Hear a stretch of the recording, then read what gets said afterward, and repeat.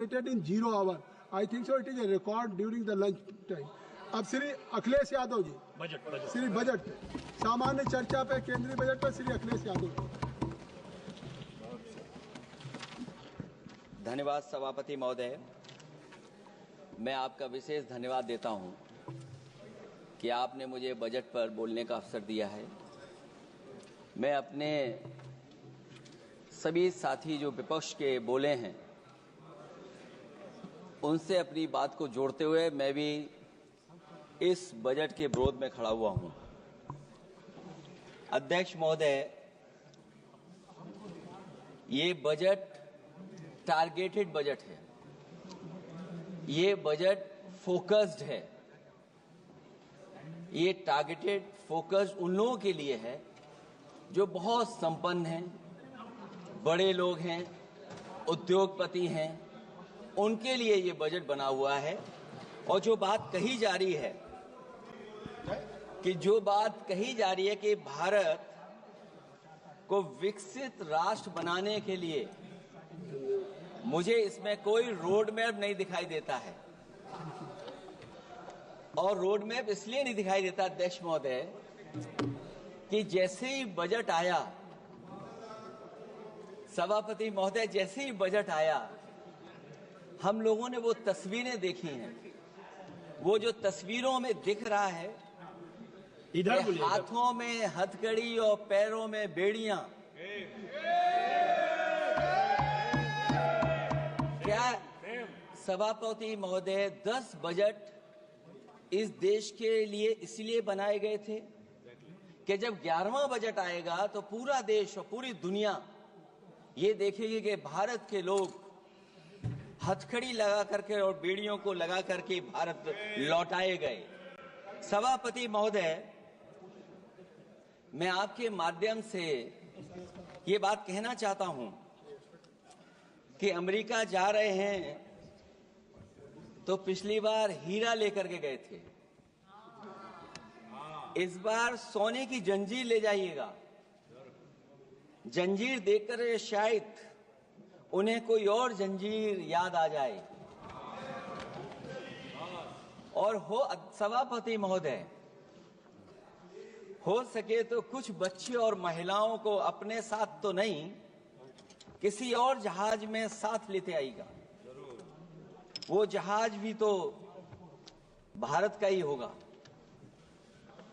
इतना हक तो उनका बनता ही है कि कम से कम दूसरों की ठगी से शिकार कुछ लोग तो बाइज्जत देश लौट सकें। वैसे सवाल ये भी है कि आपके रहते ऐसी ठगी कैसे फल फूल रही है। और सभापति महोदय, इस ठगी से सबसे ज्यादा अगर प्रभावित कहीं के लोग हैं तो वो गुजरात के प्रभावित लोग हैं। क्या यही सभापति हमारे विकसित भारत की तस्वीर है? यादव जी, आप सीनियर मेंबर हैं। सभापति पार्लियामेंट्री वर्ड जो आप बोलते हैं थोड़ा सा सोच समझ के बोलिएगा। ये ठगी वर्ड जो है थोड़ा सा इसको हटा दीजिएगा। सभापति महोदय, एक दूसरी तस्वीर में हम लोगों ने देखी, महाकुंभ जो 144 साल बाद एक झूठा प्रचार किया गया। 144 साल। सभापति महोदय, बोलने दीजिए। सभापति महोदय, कुछ पॉइंट रेज करा।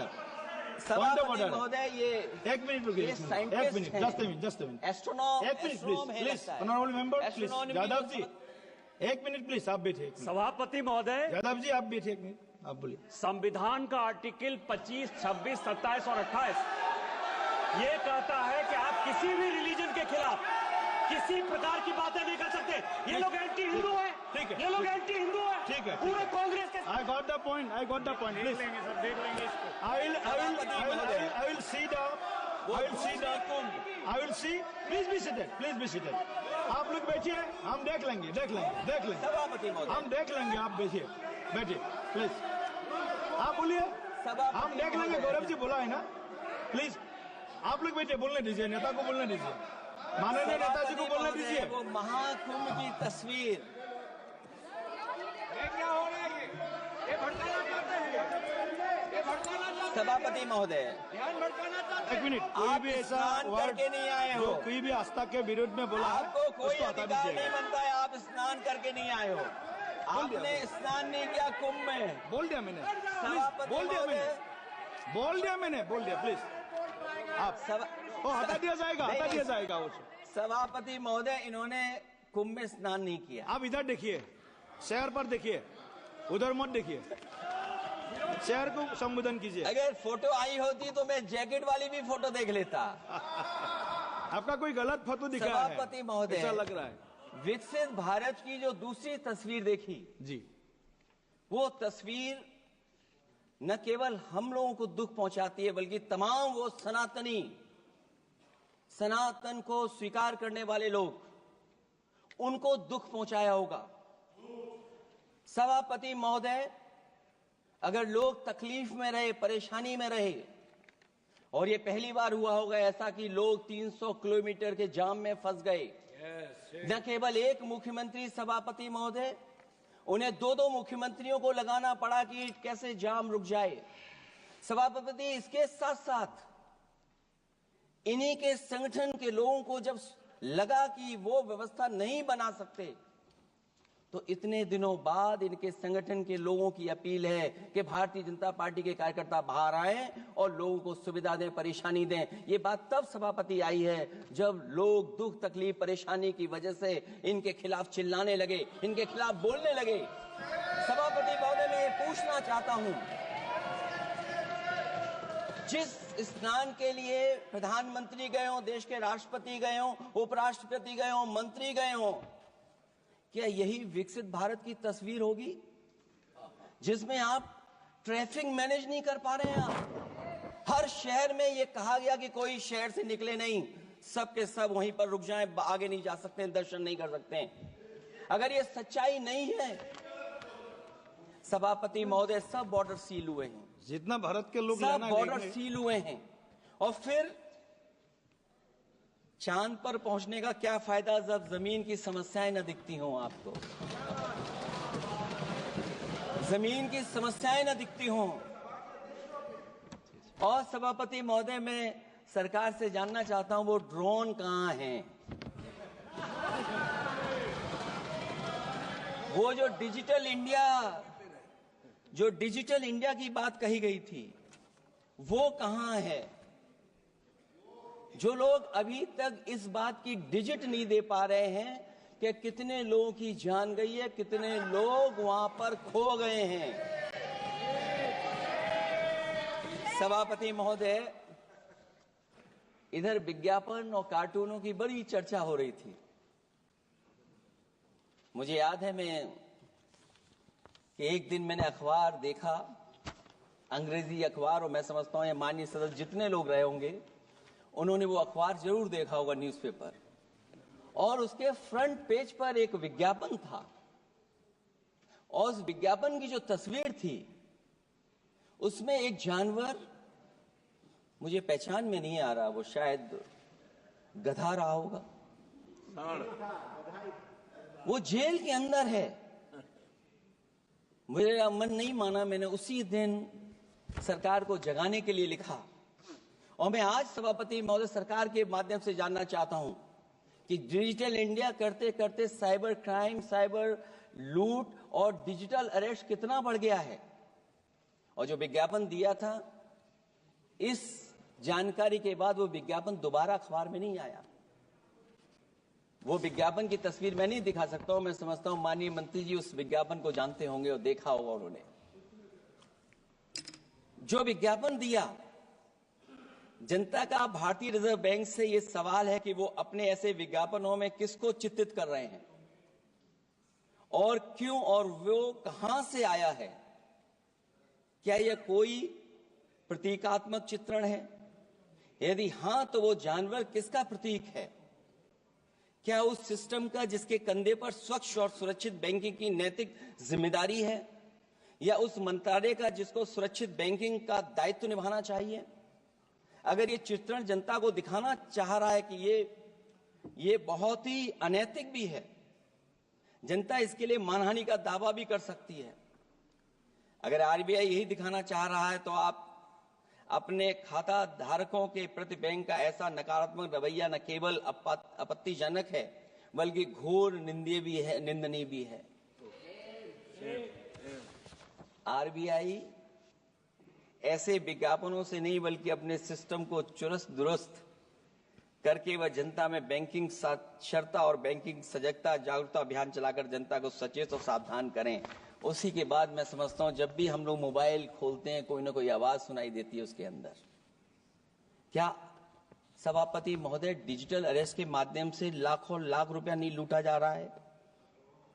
आखिरकार उसके लिए जिम्मेदार कौन है? कौन जिम्मेदार है उसके लिए? जो बजट दिया है, जो बजट में बातें निकल करके आ रही हैं, बजट में पीडीए के उत्थान के लिए कुछ भी नहीं है सभापति महोदय। और जो लोग अपनी जीडीपी की न जाने कितनी कहानियां बताते थे, आज वो जीडीपी रेट क्यों कम होता चला जा रहा है? क्यों जीडीपी 6.4% के आसपास पहुंच गई है? न केवल जीडीपी बल्कि आज अगर हम 87 रुपए लेकर के ही $1 ले सकते हैं। कभी डॉलर को नीचे गिरने की कहानी कहीं किसी से जोड़ दी गई थी। आज सोचिए कितने रुपए हम इकट्ठे करते हैं तब जाकर के हमें $1 मिलता है। क्या सरकार के पास इसका कोई जवाब है? इस ग्रोथ रेट के कम होने का कारण जो सभापति महोदय मुझे समझ में आता है वो इन्वेस्टमेंट की कमी और कंजप्शन की कमी है। ये देश की आर्थिक विकास की स्थिति पर प्रश्न चिन्ह लगाता है। और यही नहीं, सभापति महोदय जो भेदभाव बढ़ता चला जा रहा है, जो खाई पैदा होती जा रही है, इन्हीं के आंकड़े बताते हैं कि खाई कितनी है। मुट्ठी भर लोगों के पास पूरे देश की संपदा पहुंच गई। जो ज्यादा लोग हैं वो गरीब हैं। उनके जीवन यापन के लिए 80 करोड़ लोगों को आपको राशन बांटना पड़ रहा है। क्या यही विकसित भारत की तस्वीर है? और फिर दुनिया में हम पर कैपिटा इनकम में कहां खड़े हैं? अगर हम केवल सरकार से सभापति महोदय आपके माध्यम से जानना चाहें कि जिन परिवारों को आप राशन दे रहे हैं उन परिवारों की पर कैपिटा इनकम क्या है? और अगर विकसित भारत की तस्वीर लेकर के ये सरकार चलना चाहती है तो कम से कम सरकार की सभापति महोदय जिम्मेदारी बनती है कि जो 80 करोड़ लोग राशन पा रहे हैं उनके आपकी पर कैपिटा इनकम क्या है? एक बहुत प्रिय काम सरकार का है, इतना प्रिय है कि उसका नाम बदल करके इज्जत घर कर दिया गया। मुझे याद है कि एक छत्तीसगढ़ में बुजुर्ग मां जिसने बकरी बेच करके अपना शौचालय बनाया था, और बकरी बेचने के बाद शौचालय जब बनाया तो देश के प्रधानमंत्री जी ने उनका सम्मान किया। आखिरकार सवाल यह है कि बकरी उसे क्यों बेचनी पड़ गई? इसका मतलब यह है कि आपकी जो बनाई हुई स्कीम है वो जमीन पर नहीं पहुंच रही है, उसके लिए पर्याप्त पैसा नहीं पहुंच पा रहा है। आखिरकार पैसा क्यों नहीं पहुंचा, ये तो सरकार की जिम्मेदारी है। और फिर सभापति महोदय जो शौचालय बनाए हैं उनमें पानी किसी में नहीं पहुंचता। क्या यही विकसित भारत की तस्वीर बनेगी? वैसे तो सभापति महोदय हम लोग डबल इंजन बहुत सुनते थे, और अब इस बजट में 2 इंजन और बढ़ गए हैं। सभापति महोदय ये 4 इंजन वाला है बजट। 4 इंजन। लगता तो ऐसा है कि ये एक के बाद एक इंजन खराब हो गया होगा, इसीलिए इन्हें 4 इंजन लगाने पड़े हैं। ये जनता को धोखा दे रहे हैं 4 इंजन की बात कर करके। क्योंकि जब उत्तर प्रदेश को देखते हैं तो वहां पर जो डबल इंजन की सरकार चल रही है वो डबल ब्लंडर कर रही है। उनके डबल ब्लंडर देखने को मिलने हमें। और अगर ये 4 इंजन की सरकार है जो सबसे पहला इंजन है सभापति महोदय, वो हमारे किसान और कृषि का है। 10 साल गुजरने के बाद भी और इतने बजट आने के बाद भी आज तक किसानों की आय दोगुनी नहीं हुई। ये हमारे तमाम माननीय सदस्य समय समय पर अपने क्षेत्र की जो समस्या है फसल को लेकर के सवाल खड़ा करते हैं। कई किसान नेता आंदोलन कर रहे हैं, अभी भी आंदोलन चल रहा है। सभापति महोदय, इस सरकार के पास जो विकसित भारत का सपना दिखा रही है, अभी तक किसान की आय दोगुनी कैसे हो उसका कोई रोड मैप नहीं है इनके पास। अगर कोई रोड मैप रहा हो तो बता दें हमें। और फिर एमएसपी की कानूनी गारंटी, सभापति महोदय, हजारों किसानों की जान चली गई कि एमएसपी को कानूनी गारंटी मिले, लेकिन आज भी वो गारंटी नहीं मिल पा रही है। क्या यही हमारा विकसित भारत होगा जिसमें किसान को एमएसपी नहीं मिलेगी, उसकी कोई गारंटी नहीं है? जो किसान की आय दोगुनी का सपना ले रहे थे, उन्होंने स्वामीनाथन जी को भारत रत्न तो दे दिया, लेकिन उनके कही हुई बातों को अभी तक नहीं पहुंचा पा रहे हैं। जो फसलें दलहन तिलहन बढ़ावा देने के लिए जो मिशन की घोषणा की गई थी, वो क्या मिशन अभी पूरा हुआ है? क्योंकि अभी तक हम लोग तिलहन इंपोर्ट कर रहे हैं। दलहन तिलहन के बारे में पहले बजट से कहा जा रहा है, अध्यक्ष महोदय, आज भी हम लोगों को इंपोर्ट करना पड़ रहा है। और उसका परिणाम यह है कि हम अपने किसानों को जो लाभ देना चाहते हैं वो नहीं लाभ दे पा रहे हैं। प्रधानमंत्री धन धान कृषि योजना 100 पिछड़े जिलों के लिए घोषित हुई है, लेकिन इसके लिए कोई बजट नहीं दिया गया है। फल और सब्जी का उत्पादन को बढ़ावा देने के लिए भविष्य में योजना बनाई जाएगी। यही 4 इंजन की बजट है कि फल और सब्जी के लिए बाद में बजट बनाया जाएगा, बाद में बजट घोषित होगी, पॉलिसी क्या होगी वो बाद में तय होगा। कृषि क्षेत्र में रिसर्च और डेवलपमेंट के लिए अधिक धन की आवश्यकता है, शायद इस बजट में अध्यक्ष महोदय वो नहीं दिखाई दे रहा है। कृषि क्षेत्र में कार्यबल करीब 46% है, लेकिन जीडीपी में इसका योगदान केवल 18% है। किसानों की खराब आर्थिक स्थिति को दर्शाता है कि अभी हमारा किसान गरीब है। फसल बीमा योजना, मुझे याद है फसल बीमा योजना को लेकर के न जाने कितना प्रचार किया गया, लेकिन सच्चाई तो यह है कि जब क्लेम करने की बात आती है तो जो आंकड़े बताते हैं वो अभी भी 3% से ऊपर नहीं पहुंच पाए हैं। किसान के कर्ज के कारण किसान आत्महत्या कर रहा है। क्या विकसित भारत की यही तस्वीर होगी कि लाखों लाख किसान हमारा आत्महत्या कर ले? अब तो सुना है कि वो आंकड़े भी आना बंद हो गए हैं। हमें किसान के ऊपर कर्ज और कर्ज के ऊपर कर्ज नहीं बढ़ाना है। जिस तरीके से आप बड़े बड़े उद्योगपतियों का ध्यान रखते हैं कि उनका समय समय पर कर्ज माफ करते हैं, मुझे पूरा भरोसा है कि हमारे देश के किसानों का भी कर्ज माफ होना चाहिए, उनको कर्ज से मुक्ति दिलाना चाहिए। अगर क्लाइमेट चेंज की बात होगी तो सबसे पहले असर अगर किसी पे पड़ेगा तो सबसे पहले प्रभावित अगर कोई होगा तो हमारा किसान प्रभावित होगा। उसके लिए क्या आपके पास रोड मैप है?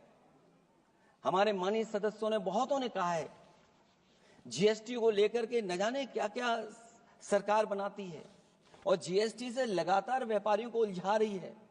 जब तक जीएसटी के बारे में व्यापारी समझ पाता है तब तक जीएसटी को बदल देते हैं, तरीका बदल देते हैं। अभी भी किसानों के जितने भी इक्विपमेंट हैं उनमें 18-12% जीएसटी लिया जा रहा है। कम से कम अगर विकसित भारत का सपना ये सरकार देख रही है तो सभी के सभी एग्रीकल्चर इक्विपमेंट जो हमारा किसान इस्तेमाल करता है उस पर 0 जीएसटी होनी चाहिए। मैन्युफैक्चरिंग सेक्टर को बढ़ावा देने के लिए और कई योजनाएं सरकार लाई है। भंडारण की सुविधा किसको मिल रही है? सभापति महोदय, भंडारण को लेकर के भी सरकार का कोई रोड मैप जरूर होना चाहिए। ये कैसी अर्थव्यवस्था है अध्यक्ष महोदय, जहां पर अर्थव्यवस्था को तो हम तीसरे नंबर पे पहुंचा रहे हैं, लेकिन नौकरी और रोजगार उसके पास नहीं है। ग्रोथ है, ग्रोथ बताना चाहते हैं, लेकिन रोजगार और नौकरी नहीं है। जो इनके मैन्युफैक्चरिंग के तमाम मिशन थे, नेशनल मैन्युफैक्चरिंग मिशन, जब तक इन्वेस्टमेंट का वातावरण नहीं सुधरेगा तब तक इन्वेस्टमेंट नहीं हो सकता, हमारा नेशनल मैन्युफैक्चरिंग मिशन आगे नहीं बढ़ सकता। दूसरा इंजन इन्होंने बताया एमएसएमई, और एमएसएमई को लेकर के बहुत चिंता व्यक्त की। बजट भाषण में एमएसएमई सेक्टर को विकास का द्वितीय इंजन बताया गया, जो सही है, परंतु एमएसएमई के विकास के लिए बजट में कोई विशेष व्यवस्था नहीं की गई है। भारत में एमएसएमई के क्षेत्र में 11 करोड़ लोगों को रोजगार प्रदान 11 करोड़ लोगों को रोजगार प्रदान करता है, और इसमें सबसे ज्यादा रोजगार मिलता है, जो कि हमारी माइक्रो यूनिट्स हैं, उनके लिए कोई योजना नहीं है। उनको विशेष मदद के लिए कोई प्रावधान न पहले किया गया, न इस बजट में किया गया है। मैं केवल यूपी के बारे में कहना चाहता हूं कि यूपी में लगभग 96 लाख एमएसएमईज हैं, लेकिन केवल 14 लाख पंजीकृत हैं। पूरे देश में 6 करोड़ हैं, एमएसएमई के विपरीत केवल 1 करोड़ पंजीकृत हैं। अध्यक्ष महोदय, अगर 96 लाख एमएसएमईज हैं केवल यूपी में, 6 करोड़ पूरे देश में हैं, और पंजीकृत केवल 14 लाख और 1 करोड़ हैं, तो इसका मतलब यह है कि ज्यादातर एमएसएमई सेक्टर को सरकारी योजनाओं का कोई लाभ नहीं पहुंच पा रहा है। मुझे उम्मीद है कि एमएसएमई को लाभ पहुंचाने के लिए सरकार जागरूक होगी और अपनी डबल इंजन सरकारें जहां जहां चल रही हैं उनको जगाने का भी काम करेंगे। अध्यक्ष महोदय, एक समय ऐसा भी था जब लोग बजट के आने पर खुश होते थे, क्योंकि बजट नई उम्मीद जगाता था, देश और जनता को आगे की ओर ले जाता था। लेकिन भाजपा सरकार के बजट में न देश के विकास के लिए कुछ होता है, न जनता की तरक्की के लिए। बजट मायूसी लेकर नहीं आना चाहिए। बजट देश का आर्थिक मानचित्र होता है, वो दर्शाता है कि किस तरह पूरे देश का संतुलित, मतलब हर राज्य का बराबर विकास हो, और जो भी राज्य या क्षेत्र भौगोलिक, शैक्षिक, सामाजिक, राजनीतिक कारणों से पिछड़ गया है, उसके लिए कैसे प्रावधान किए जाएं जो वो भी मुख्य धारा से जुड़ सके। वर्तमान में बैलेंस डेवलपमेंट की नीति पिछड़ती जा रही है। मैंने कई मौकों पर कहा है और आज फिर दोहरा रहा हूं कि अध्यक्ष महोदय, सच्चा विकास वही होता है जो भेदभाव मिटाता है। अच्छा बजट किसी देश को हर दिशा में विकास का रास्ता तैयार करता है। इन्हीं अर्थों में बजट लोकतांत्रिक होता है, जो समाज के हर वर्ग के लिए लाभकारी होता है। ये सबसे आखिरी व्यक्ति को ताकत देकर के उसे आर्थिक मुख्यधारा से जोड़ता है, ये बजट होता है।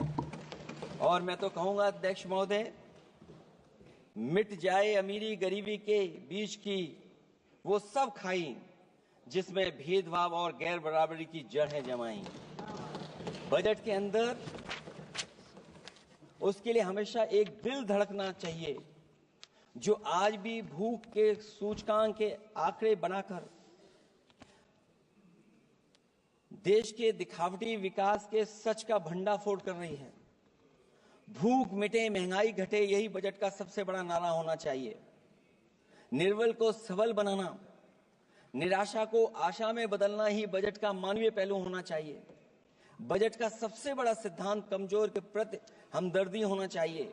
बजट बनाने की सोच किसी या कुछ लोगों को लाभ पहुंचाने की नहीं होनी चाहिए, बल्कि इंसानियत के नजरिए की उसी बुनियाद होनी चाहिए। यदि बजट के आने से निर्बल सबल बनता है तो समझो बजट अपने उद्देश्यों से सफल हुआ है, नहीं तो उसे असफल ही माना जाना चाहिए। अध्यक्ष महोदय, रोटी की भूख किसानों को विश्वास में लेकर ही मिटाई जा सकती है, और मैंने पहले भी कहा, फिर दोहराता हूं उन बातों को। किसान को फसल का सही दाम दिलवाना और उसे बीज, खाद, पानी का इंतजाम करना, आवारा पशुओं से उनकी फसलों को बचाना। और ये आवारा पशुओं को अध्यक्ष महोदय मैं इसलिए कहना चाहता हूं उत्तर प्रदेश के चुनाव में देश के प्रधानमंत्री जी आए थे, उन्होंने कहा था कि मैंने एक रोड मैप बनाया है और 2 हफ्ते मुझे लगेंगे, सरकार बनवा दीजिए। एक भी जानवर सड़क पर नहीं दिखाई देगा और किसान की जान नहीं जाएगी और न खेतों की बर्बादी होगी। लेकिन अध्यक्ष महोदय, मैं उत्तर प्रदेश के माननीय सदस्य चाहे इधर के हों उधर के हों, वो जानते होंगे कि इस तकलीफ और परेशानी से अभी भी किसान उभर नहीं पाया है और आज भी खेतों को उसे 4 दीवारी या तारों से जोड़ करके चलना पड़ रहा है। फसलों को बचाना सरकार की प्राथमिकता होनी चाहिए। इस मामले में जुमलेबाजी और झूठे वादे अच्छे नहीं। आंकड़े बताते हैं कि देश में बहुत सारे ऐसे कारोबार हो रहे हैं जो कारोबार बढ़ते चले जा रहे हैं। कई उद्योगपति कई गुना कारोबार से लाभ उठा रहे हैं। कई विदेशी कंपनियां इस धंधे में अरबों कमा रही हैं, लेकिन आलू का किसान इस लाभ से वंचित है। जहां अध्यक्ष महोदय बिहार के लिए मुनक्का को लेकर के अगर वोट बढ़ाए, मैं उसका स्वागत करता हूं। मखाने को लेकर के एक कदम आगे चला गया, मैं दूसरे स्टेट में पहुंच गया अध्यक्ष महोदय। लेकिन मखाने का जो बोर्ड बनाए, लेकिन हमारे साथियों मखाने का ध्यान रखना, जिस तरीके से पॉपकॉर्न का मीठे और नमकीन में जीएसटी में हेरफेर हो गया है, कहीं आपके मखाने में भी मीठे का जीएसटी अलग हो, नमकीन का अलग हो, गुड़ वाले का अलग हो मखाने में। हाँ, कहीं वैसा ही ना करेंगे। आज किसान का आंदोलित होना सरकार की विफलता का सबसे बड़ा उदाहरण है। सरकार और किसान के बीच भरोसे के बिना भूख नहीं मिटाई जा सकती है। समय पर बीज खाद को मिलना, कृषि ऋणों को माफ होना, एमएसपी दिलवाना सरकार का दायित्व है, वो इससे बच नहीं सकती। किसानों के हिस्से में काले कानून नहीं, सतरंगी भविष्य आना चाहिए और ये सरकार काले कानून ला करके हमारे किसानों को अपमानित करना चाहती है। वहीं अध्यक्ष महोदय, हमारे मानव संसाधन के लिए स्वास्थ्य एक बड़ी चुनौती है। चिकित्सा स्वास्थ्य में सुधार होना बेहद जरूरी है। आज के समय की सबसे बड़ी जरूरत है कि हर शरीर को पोषक आहार मिल सके, कार्य की दशाएं अच्छी हों, वर्क लाइफ बैलेंस सही हो, जिससे मानसिक रूप से भी लोग स्वस्थ रहें। इसके अलावा पर्यावरण को भी अब स्वास्थ्य के बड़े कारक के रूप में लेना होगा। एनवायरनमेंट को हेल्थ फैक्टर के रूप में देखना होगा। हर तरह के प्रदूषण को रोकना होगा, हरियाली बढ़ानी होगी। साथ ही एक बात और अहम है और वह है हर तरफ नकारात्मकता, नफरत का प्रचार। इससे इंसान के अंदर निगेटिविटी आती है, आपस का विश्वास और सौहार्द टूटता है। इसके परिणाम स्वरूप इमोशनल सपोर्ट सिस्टम फेल होने लगता है। फेक न्यूज लोगों को मानसिक रूप से धीरे धीरे बीमार बना रही है। इसे हर हाल में रोकना होगा। और अध्यक्ष महोदय, इसमें विपक्ष से ज्यादा सरकार की जिम्मेदारी है, क्योंकि कई मौकों पर हम लोग देखते हैं कि सरकार जितना अपने आप का प्रचार करना चाहती है, उससे ज्यादा दूसरों को कैसे बदनाम किया जाए उसके लिए प्रचार करती है। ये शायद सरकार की जिम्मेदारी बड़ी बनती है। इससे देश के मानव संसाधन में जो जानबूझ करके आपसी अविश्वास बढ़ाया जा रहा है और समाज में सौहार्द को भी जानबूझ करके घटाया जा रहा है, जिससे कुछ लोग अपनी सियासी रोटियां सेक सकें, इसके लिए सख्त कानून लाना चाहिए। अध्यक्ष महोदय, एक तरफ सरकार लोगों को सही इलाज नहीं दे पा रही है, दूसरे जीवन और स्वास्थ्य बीमा पर भी टैक्स लग रहा है। सरकार मुनाफा कमाने के लिए नहीं बनती है, बल्कि जनता के कल्याण के लिए बनती है। ये बात कुछ लोगों को याद रखनी चाहिए। अगर आप अध्यक्ष महोदय, अगर काम है भी तो सही दाम नहीं मिल रहा है। ये बात अगर एक पढ़े लिखे युवा के लिए सही है तो एक मजदूर के लिए भी दिन भर कमर तोड़ मेहनत तो करता है, लेकिन उतना पैसा मजदूरी में नहीं पाता है कि अपनों का अपना पेट भर सके। आज जबकि देश की अधिकांश आबादी युवा है, ऊर्जा से भरी हुई है, कुछ करना चाहती है, ऐसे में सरकार को सिर्फ ये करना है कि वो देश के कारोबारी वातावरण और व्यावसायिक व्यवस्था का निर्माण करे, लोगों के टैलेंट को पहचाने, उसकी सच में स्किल मैपिंग करे, जिससे युवा को प्रतिभाओं के अनुसार उसको काम रोजगार मिल सके, जिससे युवाओं को देश के निर्माण में अपना योगदान करने का मौका मिले। अध्यक्ष महोदय, जब से ये सरकार बनी है महंगाई बढ़ती चली जा रही है। महंगाई कहां पहुंच गई है सरकार को बेहतर पता है, आकलन है उनको। इसलिए अध्यक्ष महोदय, महंगाई एक ऐसी समस्या बनकर उभरी है जिसने हर कौर को भारी बना दिया है। जिस तरह सत्ता में बैठे हुए लोग राजनीतिक चंदे के नाम पर कंपनियों से उगाही कर रहे हैं, दरअसल वो भी दामों के बढ़ने का एक बहुत बड़ा कारण है। सरकार ने मुनाफाखोरी की लगाम खोल दी है और मुनाफाखोरों को छुट्टा बैल हो गए हैं। आजाद भारत के इतिहास में भी नोटबंदी और जीएसटी दो सबसे बड़े आर्थिक सुधार हैं। सुधार नहीं बल्कि सबसे बड़े आर्थिक विकार बनकर के उभरे हैं। और अध्यक्ष महोदय, मैं याद दिलाना चाहता हूं, नोटबंदी के समय पर बैंक की लाइन में एक मां लगी थी गर्भवती। जो बच्चा जन्म लिया उसका नाम हम लोगों ने खजांची रखा है। अब वो काफी बड़ा हो गया है, साइकिल भी चला लेता है। अध्यक्ष महोदय, मैं कहूंगा सरकार से कम उसको ही गोद ले लें आप।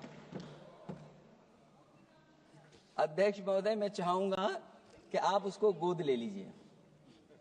नाम जब आप गोद ले लेंगे तो नाम भी आप अपने हिसाब से रख पाएंगे। किसी भी आर्थिक सुधार का लक्ष्य ये होता है कि आर्थिक गतिविधियां सुचारू रूप से चल सकें और आसान होंगे, जिससे अर्थव्यवस्था दिन दूनी रात चौगुनी तरक्की करे। लेकिन इन सुधारों के आने के बाद से अर्थव्यवस्था की गति कछुआ की चाल जैसी हो गई है, जिसकी प्रमाण है कंपनियों की ग्रोथ का काम होना, उनकी बिक्री का घट जाना, यहां तक कि फास्ट मूविंग कंज्यूमर गुड्स भी 2% से ज्यादा आगे नहीं बढ़ पा रहा है। इसका सीधा मतलब यह है कि लोगों के पास पैसों की किल्लत हो गई है और वो रोजमर्रा की जरूरत तक खर्च नहीं करना चाहते हैं। ऐसे में उनकी बचत कहां से होगी, और जब बचत नहीं होगी तो लोग क्या तो खाएंगे और क्या बाजार में लगाएंगे। लोगों में भविष्य को लेकर कितनी अनिश्चितता और चिंता है कि वो अपने जमा पैसे अपने पास ही रखना चाहते हैं।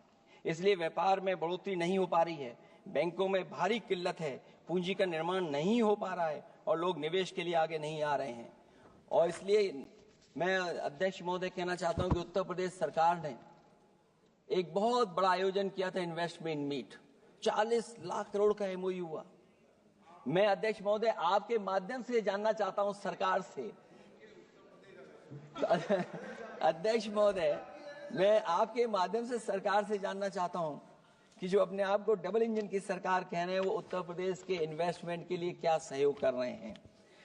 ये दुर्भाग्यपूर्ण है कि आत्मनिर्भरता की बात करते हुए भी हमारा शेयर बाजार विदेशी निवेशकों पर निर्भर करने लगा है। जब वो पैसे लगा देते हैं तो शेयर बाजार में उछाल आ जाता है, नहीं तो उसे धड़ाम होते देर नहीं लगती है और एक एक दिन में हमारे निवेशकों का लाखों करोड़ों का नुकसान हो जाता है। इसका एक बड़ा शिकार हमारी युवा पीढ़ी भी हो रही है, जो देखा देखी में पैसे तो लगा देती है लेकिन शेयर की खरीद फरोख्त से पैसा कमाने वाले बिचौलियों की गहरी चाल को समझ नहीं पाती है। ये खेल बंद होना चाहिए और जिम्मेदारी सरकार की बनती है कि खेल ये बंद हो। सेबी को अपना काम निष्पक्ष करना चाहिए और अर्थव्यवस्था की निगरानी व्यवस्था सच्ची नीयत के साथ सजग और सचेत होनी चाहिए। सिक्योरिटी मार्केट से बाहर होनी चाहिए। अध्यक्ष महोदय, आज जिस तरह विदेशी निवेशक धीरे धीरे भारतीय बाजार से अपना पैसा बाहर निकाल रहे हैं, वो दर्शाता है कि हमारी अर्थव्यवस्था से अब उनका भरोसा उठ गया है। उन्हें दूसरे देशों से अधिक लाभ कमाने की उम्मीद है, इसलिए वो अपना पैसा यहां से निकालकर दूसरे देशों में लगा रहे हैं और हमारा शेयर मार्केट उनकी वजह से हिचकोले खा रहा है। अध्यक्ष महोदय, मैं अपने बात को ज्यादा बड़ा लिख दिया। क्योंकि अध्यक्ष महोदय बजट 4 इंजन का था, इसलिए बड़ा लिख करके लाए। कोई बात छूटे ना, क्योंकि सरकार तक वो बात पहुंच जाए। नहीं, क्योंकि अध्यक्ष महोदय अगर 11वां बजट तो 4 इंजन लगाने पड़े तो कहां विकसित भारत बन रहा है। जीएसटी को भ्रष्टाचार से मुक्त करना होगा, व्यापारियों के प्रति विश्वास जताना होगा। यदि टैक्स की व्यवस्था और दर सही होगी तो सब आसानी से टैक्स भर देंगे। हाई टैक्स रेट दरअसल भ्रष्टाचार को बढ़ावा देती है, इससे राजस्व की हानि होती है। सच में लोग काम कारोबार करना चाहते हैं, कर की चोरी नहीं करना चाहते हैं। इसलिए टैक्स की रेट को तार्किक बनाना और टैक्स सिस्टम को इजी करने की से ही अर्थव्यवस्था में गति आएगी। निवेश के लिए दुनिया वापस हमारे देश की ओर देखेगी। मैं अध्यक्ष महोदय अर्थव्यवस्था के संबंध में एक गंभीर मुद्दा मैं बताना चाहता हूं। एक बहुत गंभीर मामला है पलायन का। पलायन के मामले में एक बहुत बड़ा विरोधाभास हमारी अर्थव्यवस्था के लिए चुनौती बन रहा है। एक तरफ वो सबसे अमीर वो लोग जो अपनी पूंजी का निवेश करते हैं और दूसरी तरफ सबसे गरीब वो लोग हैं जिनके पास अपने श्रम निवेश करने के अलावा कोई दूसरा रास्ता नहीं है। ऐसे हजारों अरबपति बाहर के देशों में ज्यादा उम्मीद देखते हुए अपनी पूंजी लेकर देश छोड़कर जा रहे हैं। वहीं दूसरी तरफ जो सबसे गरीब लोग हैं वो राज्यों के असंतुलित विकास की वजह से अपने राज्यों से पलायन कर रहे हैं। ऐसे इस महा समस्या का सबसे बड़ा शिकार हमारा उत्तर प्रदेश है, जहां नौकरी और अवसरों की भारी कमी है, जहां विकास टीवी अखबारों होर्डिंग में तो दिखता है लेकिन जमीन पर नहीं। जब पूंजी और श्रम के निवेश के लिए आंतरिक वातावरण बनेगा तभी सच्चा विकास होगा, बजट अपने उद्देश्यों को प्राप्त करेगा, अर्थव्यवस्था लाभ के लोभ से मुक्ति होगी और बजट एक लोकतांत्रिक देश के जन कल्याण की सही दिशा में आगे बढ़ेगा।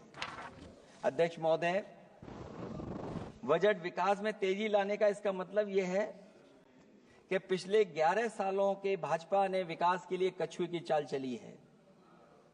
जब उन्होंने समावेशी विकास सुनिश्चित करने के लिए संकल्प लिया तो ये बात खुली की हुआ है। मतलब कुछ लोग वहताशा आगे बढ़ गए हैं और बाकी नीचे की ओर जा रहे हैं। निजी क्षेत्र के निवेश में को नई जान डालने की बात करने का अर्थ ये निकलता है कि भाजपा राज में निजी क्षेत्र बेजान हो गया है। नोटबंदी और जीएसटी के लिए सुधार नहीं विकार साबित हुआ। अध्यक्ष महोदय, परिवारों के मनोभाव में उल्लास भरने की बात करने वो स्वीकार कर रही हैं, लोगों को मुस्कुराना बंद कर दिया है। अच्छे दिन न इनके राज में आए हैं और न आएंगे आने वाले समय में भी। भारत के बढ़ते मध्यम मार्ग को खर्च करने की शक्ति को बढ़ाने की बात तो मतलब है कि मध्यम वर्ग के हाथ खाली हैं। आज आप आयकर की बात कर रहे हैं। हम लोगों ने बहुत पहले इस बात की मांग की थी, इसलिए कि 12 लाख के कम से कम उनको कर से। वित्त मंत्री जी ने कहा कि हम सब मिलकर के अधिक संपन्नता लाने और विश्व में अपना स्थान बनाने और अपने राष्ट्र की अनंत क्षमता को बढ़ाने के लिए अपनी यात्रा कर रहे हैं। तो उनकी असली मतलब ये था कि वो बस चल रहे हैं। ये यात्रा निरर्थक है।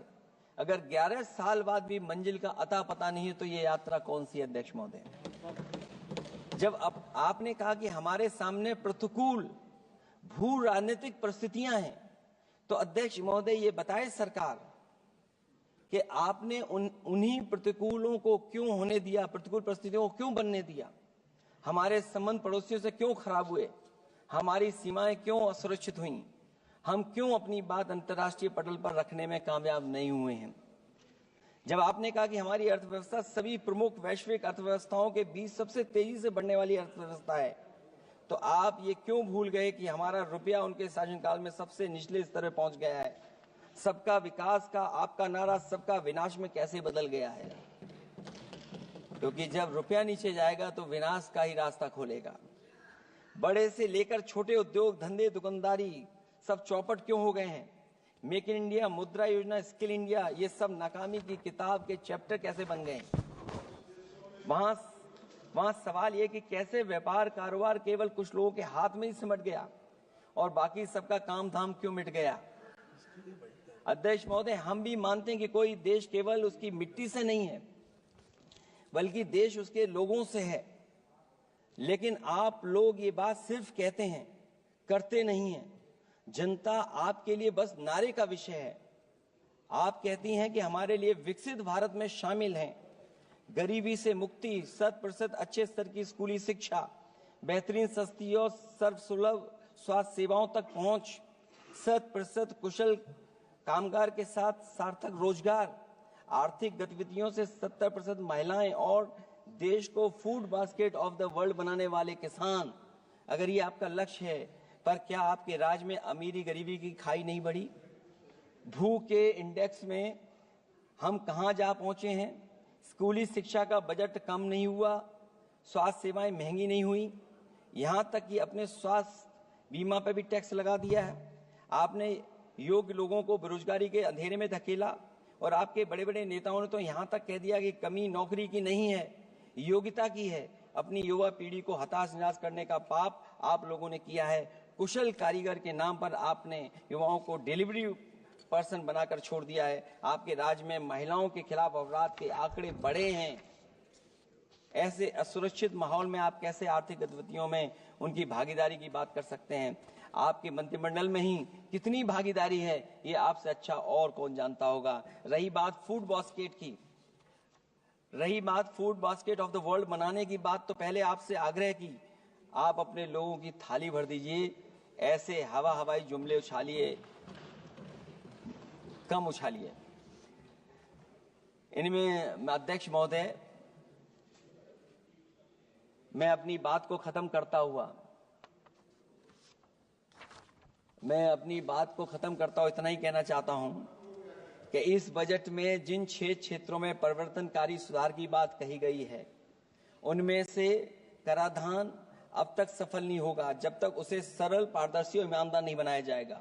जब तक विद्युत क्षेत्र को निजी हाथों में सौंपकर मनमानी वसूली से रोका नहीं जाएगा। शहरी विकास के नाम पर जब तक जमीनों कुछ धनवानों के हाथों में कौड़ियों के दाम बेचने का खेल खत्म नहीं किया जाएगा। खनन के नाम पर जब तक जल, जंगल, जमीन पर आदिवासी पारंपरिक अधिकार की हकमारी की हेराफेरी रोकी नहीं जाएगी, और जब तक वित्तीय क्षेत्र और विनियामक सुधार की निष्पक्ष कोशिश नहीं की जाएगी। अंत में मैं अध्यक्ष महोदय इतना ही कहना चाहूंगा कि असली तरक्की है वही जो हर फर्क मिटाती है। असली तरक्की है वही जो हर फर्क मिटाती है, जो हर तरफ खुशहाली के गुलशन खिलाती है।